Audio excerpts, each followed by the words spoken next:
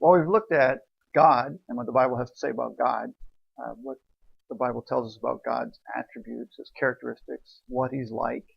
Now we want to take a look at what we're like. Now, you think we would know what we're like, and we certainly do to some degree, but we want to take a deeper look at ourselves. Maybe some things that we don't know about ourselves. So now we want to look at what the Bible tells us about man. Now, when I use the word man here, I'm using it in the generic sense. It applies to man and woman. It's the word for mankind. It really comes from a Hebrew word, and that Hebrew word is Adam. And Adam is obviously the name of the first man, but more generically, in a wider sense, it refers to man as a being, mankind, male and female. So we're not being gender biased here, just for the sake of clarity. We'll just use the word man as mankind. So when we begin to look at ourselves as man, as what we are as beings, first thing we want to understand about ourselves is our unique image that we have, that we are created in the image of God.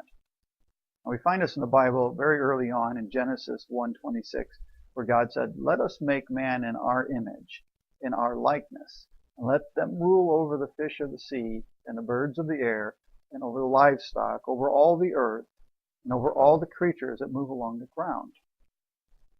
So when we hear that word image being used here in Genesis, it's not an image like a photograph that's a visual representation of something. It's much deeper than that.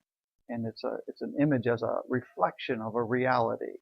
And the reality that man was created to reflect was the reality of God, his creator.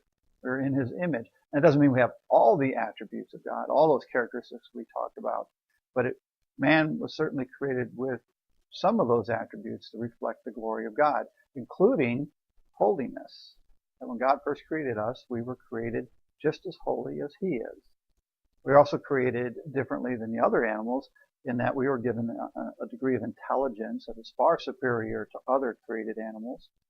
And like God, we were created with creativeness. We in turn, like our creator, we create things. Now, while he created all things from nothing, we create taking what God has already made and making it into other things. God endowed us with his creativeness as part of our image of God. But the image of God also talks about our relationship with God. That when God made us and made us like him in his image, he created us to be in perfect harmony with him.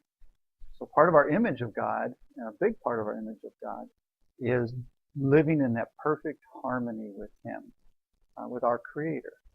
So the image of God, it's deeper than we first look at. It's deeper than we first consider. It's